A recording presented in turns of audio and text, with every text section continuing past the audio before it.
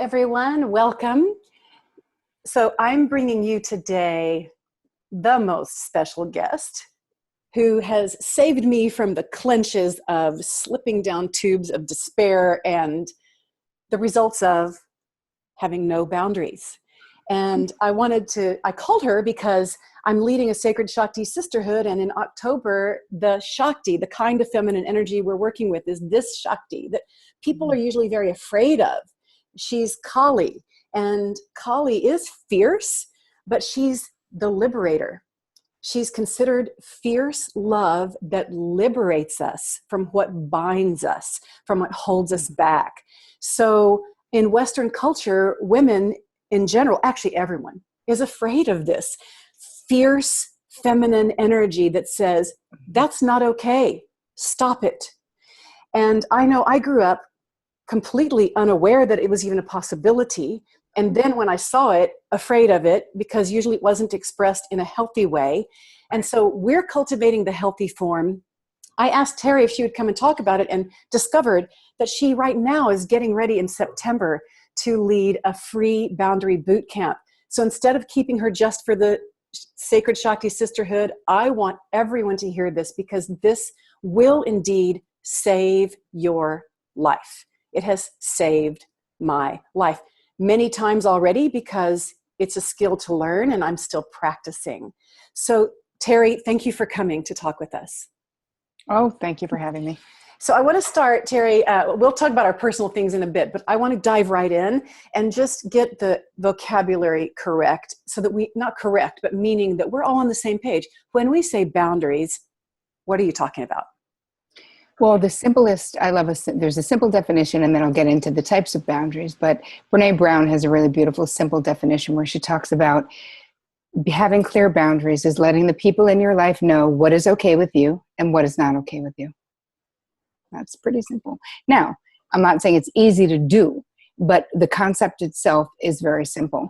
Another definition is knowing where you end and the other person begins. And that's mostly with emotional boundaries, right? With physical boundaries, that's obvious. But emotional boundaries, if we're suffering from codependency, it can be very difficult to make that distinction between what is me and my side of the street and my stuff, and what is you and your side of the street and your stuff.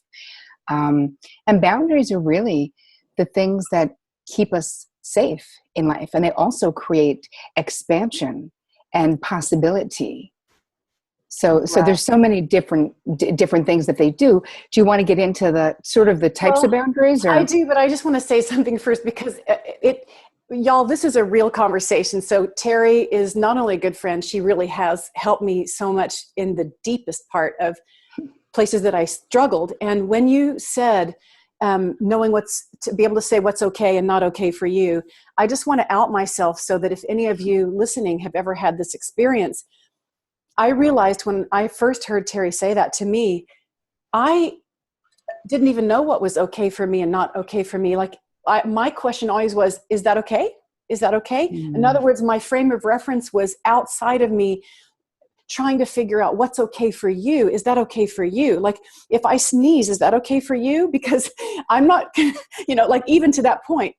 So, so this is how important this is, because you have to go way back to the beginning of even knowing what's okay for you, and then I don't know where this comes in, Terri, and I know you'll talk to us I want you to talk about this as well before we start, because she uses the word codependent, which also saved my little ass, because for years, of course, I'm aware of codependent, and I'm Melody Beatty. And I was like, I am not codependent, because I thought codependent was some weak person who was needy everybody. And I take care of everybody. In fact, by the time I met Terri, I was supporting an entire system. I was supporting a husband through bankruptcy, and then through multiple business ventures while he tried to figure things out, and a son who needed to be in a private school. Meanwhile, having autoimmune diseases and twice near cancers and shingles. And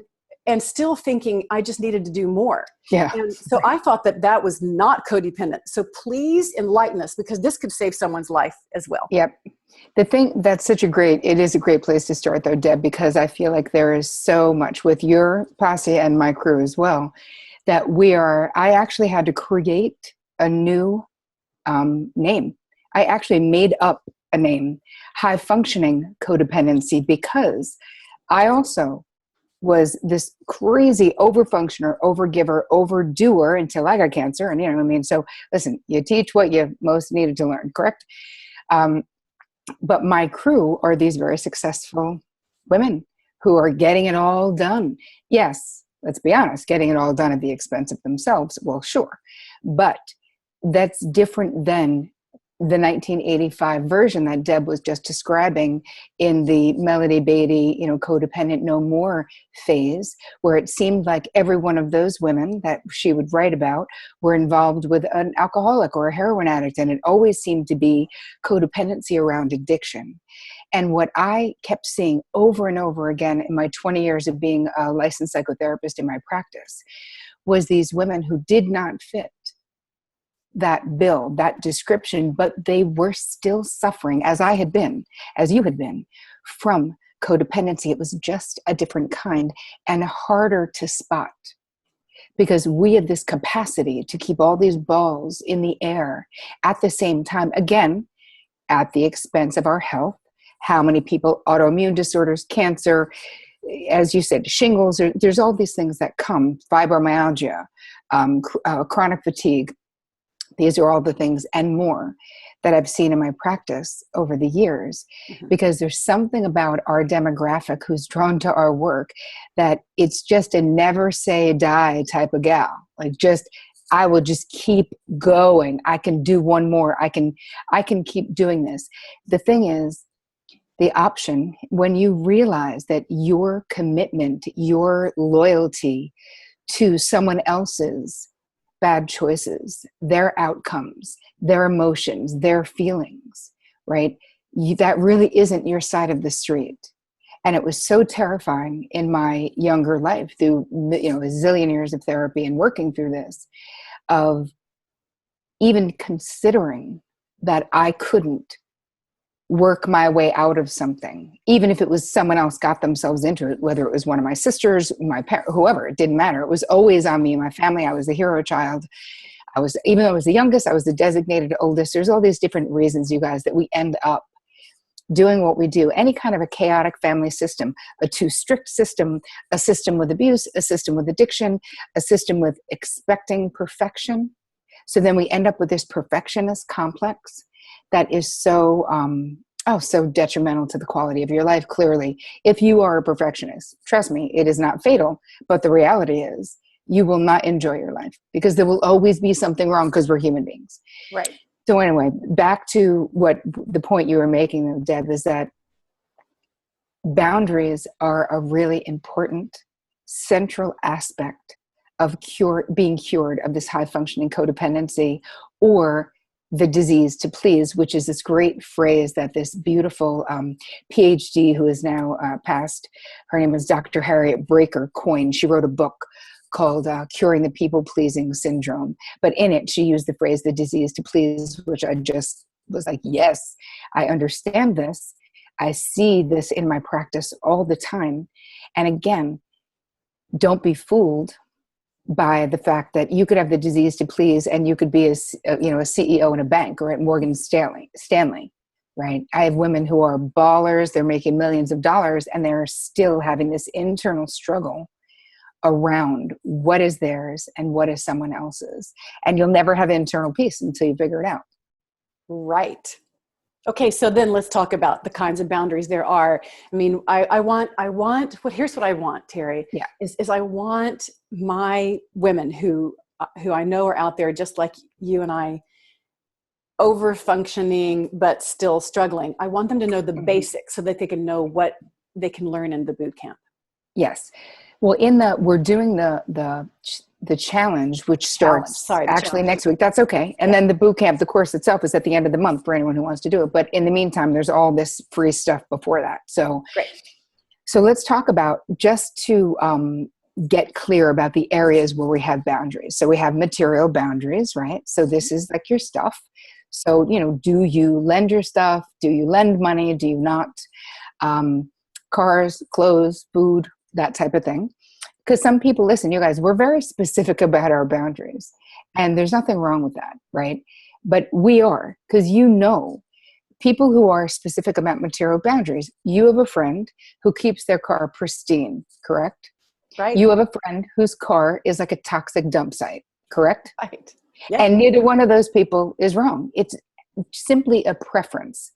And it is that it does indicate material boundaries, because if you like a clean car and you lend your car to someone and they leave a bunch of crap in your car, that would be stepping over your boundary.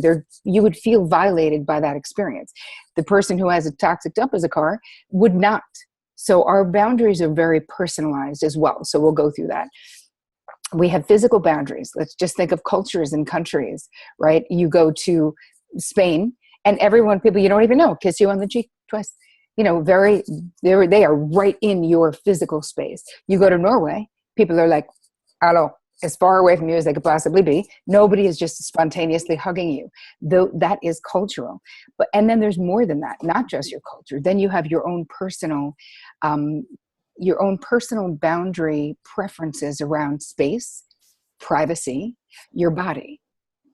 Do you like to be touched? If so, how? By whom? Right? And then there's things that also go into the physical boundaries, like loud music, locked doors or open doors. Nudity. Do you like nudity? Do you not like nudity? Some people get home and just want to be naked, just want to walk around with their clothes on. Some people barely ever want to be naked. And again, those are all very personal. Now let's move into the mental boundaries. So mental boundaries, this pertains to your thoughts, right? This is about your values, your opinions. And why do we care about mental boundaries? Because it's important that you know what you think. And then the real question is, if you're with someone who thinks differently than you, can you either hold on to your opinion, or do you become a chameleon? Or can you listen to what they're saying with any kind of an open mind? So those are mental boundaries. So if you have very rigid mental boundaries, and if someone doesn't think like you, and then you're mad because they don't think like you, and you don't want to be open to them because they don't think like you, that is considered like a rigid boundary. And if you're highly emotional, right, if you become argumentative, if you're really defensive, that is an indication of weak mental boundaries, right? And now the emotional part is the emotional boundaries. I think that this, especially for those of us who are real lovers, this is where the codependency stuff comes in, and it really requires you discerning, right? Like, what are you responsible for? What is someone else responsible for? So this is like a line. This is something that separates you from them.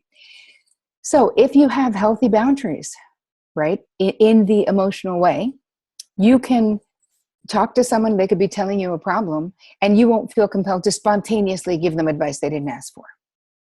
If you have good emotional boundaries and someone tries to give you advice you didn't ask for, you can say, oh, hey, Bob, I super appreciate that, but I'm actually not looking for input right now. Right? And this is a really challenging one for those of us who have suffered from the disease de Blaise. And also, because when you are a high functioning codependent and you feel other people's problems are your problem, there's a constriction and almost a panic to be like, have you tried this? Maybe you should do this. Maybe you could do this. Like, because it's like it's your problem, but in reality, it isn't. You know, so that's, yeah. And can you just talk a little about, just like from that juncture, talk about how we have these perfect matches, you know, you oh gosh, one time I was just crying, and Terri says, Deb, for every pot there's a perfect lid, you know. So if you got a crack there and the lid has a crack there. And so would you talk about codependent, and what basically my experience was, if I don't feel entitled to my own opinion, and if I don't feel entitled to my own thoughts, if I don't even know what I want, if I'm so concerned about the other person, I'll attract someone who actually is not concerned about me at all, and they actually expect me to take care of everything, to them. Yeah. Mm-hmm. and give everything. Like they'll take all of my money and all of my time and all of my everything and consider it theirs, no problem. So that's a problem. And could you just talk about that and Yes. boundaries? Yeah. So the actual little phrase that I say is, for every cracked pot, there's a cracked lid that fits perfectly, which is exactly what Deb was talking about. So have you ever noticed, and this is also very evident in Harville Hendrix's work. You may or may not be familiar with his work. He wrote Getting the Love You Want, Keeping the Love You Find. He and his wife, Helen, have been married. I interviewed them for my podcast. I was like fangirling out like a total psycho. I couldn't stop. I was like, oh my God, I love you guys. They were like, who is this girl? Anyway, literally they were like, who is she? Anyway, his work talks a lot about how we will attract. We have these childhood injuries. We have these original injuries that if we don't figure out how to heal them, we end up attracting someone who's going to mirror them back to us. Now, the hopeful view of that is that it isn't a repetition exactly of your childhood, and that there is hope that together with communication and with a desire and with love, you'll be able to heal those things together.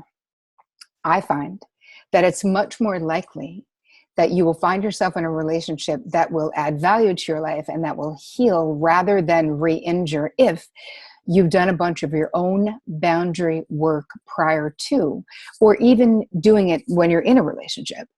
Because this again is like the key. We need to know what is ours and what is theirs. We need to know that it's not okay for someone to take all of our money, that it's not okay, the entitlement aspect of the codependency. It's such a double-edged sword, because in one way we want to be the hero, and one way we want to be the one who's like the all-loving, listen, all of us were sold this bill of goods through everything that we read, see, the way that we're raised, the culture we're raised in.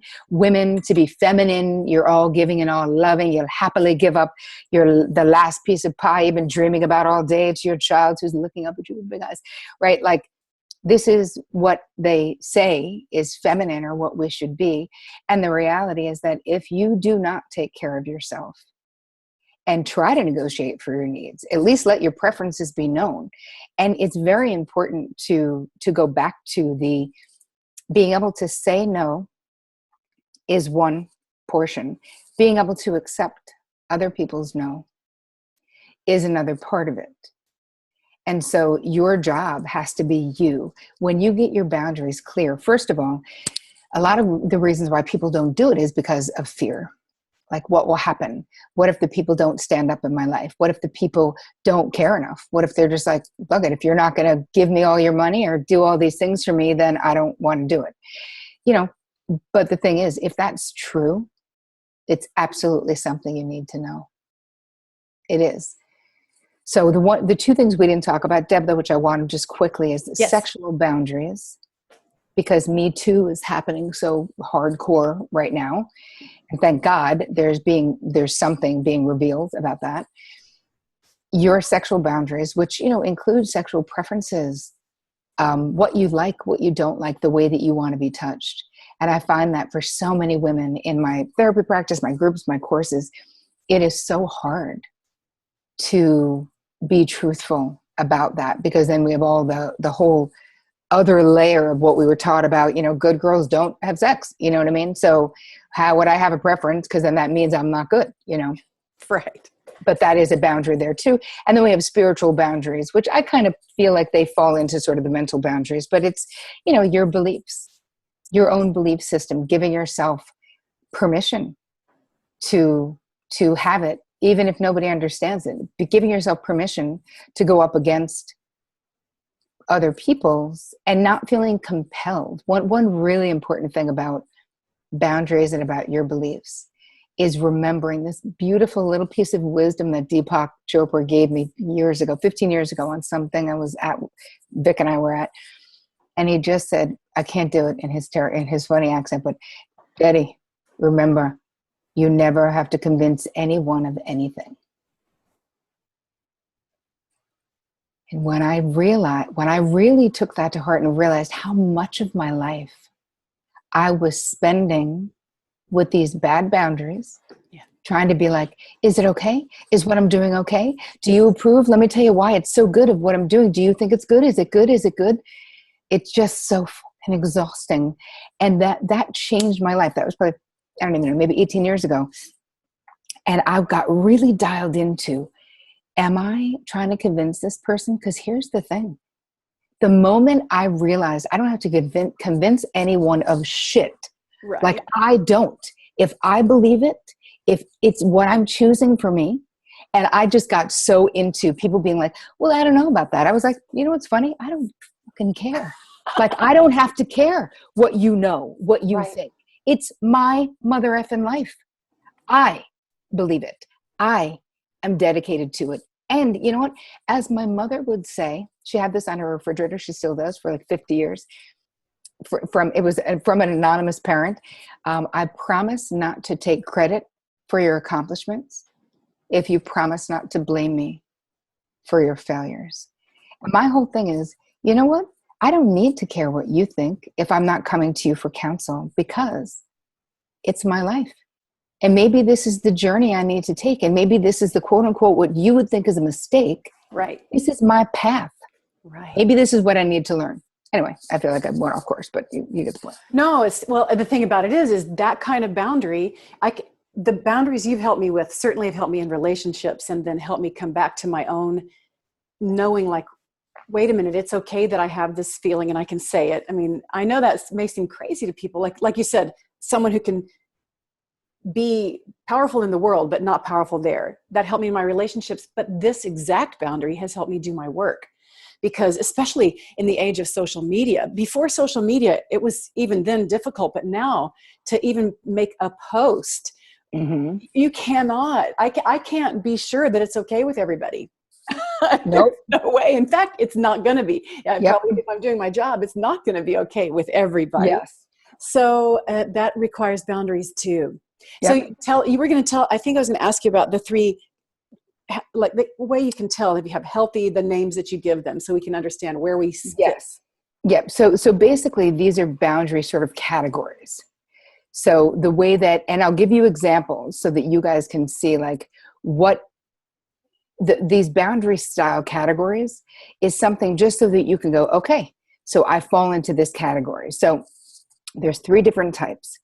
So the rigid boundary style, because the clarification I want to make, Deb, and for everybody watching and listening, is that I feel like people have a wrong assumption that when we talk about boundaries, we talk about say no, close the door, tell people no. Like, no. When I talk about healthy boundaries, those are the things that maximize the intimacy, the safety, the inner peace, the joy in your life. That's what healthy boundaries do.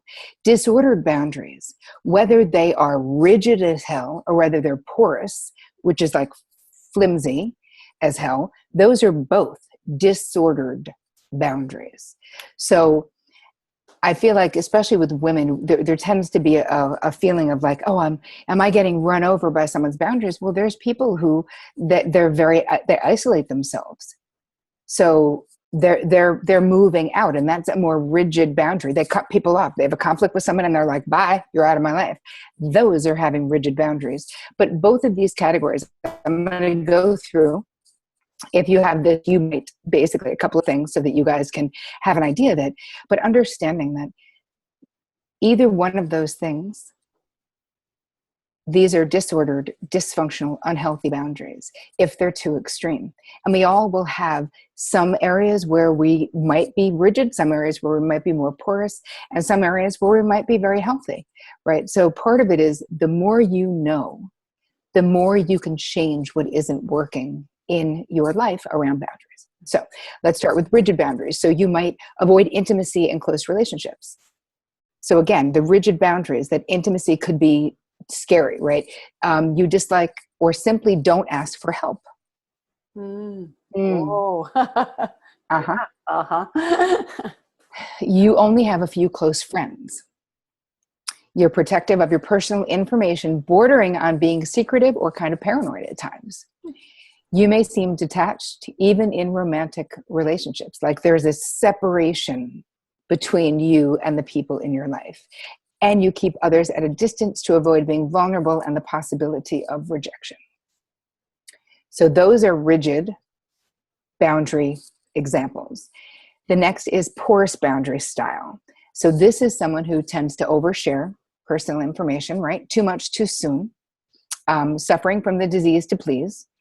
So saying no to requests of others can be very challenging. You can also easily get sucked into other people's problems. So this is where porous boundaries, where codependency comes in. You may rely heavily on the opinions of others, like it's hard to hold on to your own, or you're always asking people what they think, what they think, what they think. You might tolerate disrespect or abuse. You really fear rejection, and that drives you to basically comply with the demands or the desires of others because of that fear. And then healthy boundary style, you guys, and you know what this looks like, but we'll go over it anyway. You know and value your own thoughts and opinions. You allow yourself to have original thoughts that have value to you, right? You don't compromise your values or ethics for others, which is really major. You share personal information in an appropriate way over time with people who've proven themselves to be trustworthy. Right? So it's not like one drunken night with someone you just met, because then you wake up and you've got that boundaryless hangover, as I like to call it, where you're like, oh, why did I tell them that crap? The last two things, you're clear about your wants, needs, and desires, and you can communicate them, and you can even negotiate for them. You can even sort of go to the mat or come back at someone. If they're like, well, I don't really want to do that. You can even go, really? But the last 3 times we ate where you wanted to eat. Come on, I need you to compromise. Wow. So standing up for yourself, kind of. Yes, and being able to do it more than like the initial time. Because when we're in the beginning of learning how to draw boundaries, we all want to be like, phew, I did that one time, never doing that again. And I want to be like, no, you will probably have to do that another probably 50 times before anything changes. And it can't be traumatizing every time. The more you do it, of course, the less traumatizing it becomes. And it isn't always about what the other person does either. You know, Deb, like so much of the time drawing boundaries is because that's where our healing is, regardless of what the other person does. Does that make sense? Totally. I mean, I just going to repeat it for everybody. So drawing, regardless of the outcome of when you stand up and when you draw the boundary, it's not about the outcome. It's about the fact that you did it. That's where the inner healing. I've just had this experience myself, like yesterday, where I drew a boundary. It was uncomfortable, but less uncomfortable than before, because it does get better. And so many other things shifted in my whole day. So the healing, and it wasn't about the outcome or the other person's response. Because your self-esteem, your self-worth, the core of yourself gets strengthened from the action of having the courage to stand up and be seen. And then when we really have healthy boundaries, we can accept a no. Unless it's a non-negotiable, right? What I teach in the course itself is all different kinds of boundaries. Like, what is the difference between a preference, a desire, and a non-negotiable? And it's very important that you yourself know that. Getting super clear about what is okay with you and not is okay with you in all areas of your life. From your physical space, is the lighting working for you? Do you like the way your house smells? To what's happening at work, to the way you communicate in your relationships, how much contact you do and don't have. So listen, obviously we're doing a deep dive in the challenge, which is the Big Beautiful Boundary Challenge. And Deb is going to give you guys all the information to join. It's free. It starts September 10th. It's super exciting. Goes to the 14th. And then we end it with a bang with this deep dive masterclass. And all of this stuff is free. And in the masterclass, I'll tell you more about this 8-week coaching course, Boundary Bootcamp, that's coming up at the end of September that you'll have an opportunity to join if you want to. So we'll have a whole bunch of stuff that's going on. But these are all things, guys, that really will, Deb, you're like living proof of how your internal and external experience changes. But maybe the most important initial thing is the internal shift. because I've seen you go from being very afraid, so scared. And so much of it is, you guys, this is all childhood injury stuff, right? It's just, we're grown up, but the 10-year-old didn't get the memo. So we need to go back and like tell her it's okay. And the more you stand up for yourself, the less fearful your inner kid is, because she's like, oh, look, the grown-up has it. Cool. Okay, good. I can breathe. Whew. I can relax, you know? Totally. Totally. So I'm putting the information wherever this video is shown. You're going to have the information where you can do the free challenge, which starts September 10th. 10. Yep. That's perfect. Right after a new moon. So for any so of you good. who know about these things, this powerful new moon on 9/9 is the time to plant seeds and grow something new. So how about growing healthy boundaries? I can't think of a better thing to do. So click on the link, join the boot camp, the boundary challenge, and grow your healthy boundaries. And Terri, thank you so much for me, for my life, and for all the millions of people that you're affecting. Thank you so much. I love you, Deb Kern. Thank you. I love you, Terri. My friend. Bye.